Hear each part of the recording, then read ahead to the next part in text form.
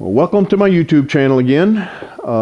Today I'm going to do something a little different. I'm going to do a tool review. This is really intended to go on my website so people will have some information, can see it when they want to order my system. So I want to talk about all the features and benefits of the system.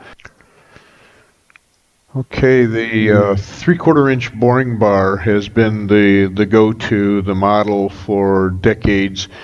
Because of its versatility, it gets into small entry holes.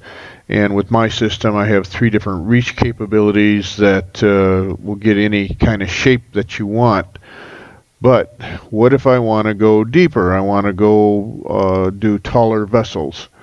I'm going to need a jumbo bar, and the jumbo bar is a larger diameter, fits into the same handle, and everything is compatible. The laser and everything is the same. The cutter assemblies are the same and compatible. Only I can dangle off the tool rest further because of the strength of the boring bar. The diameter of the boring bar is bigger. I can get out there without vibration and do taller vessels. This is a cool attachment, a nice tool to have.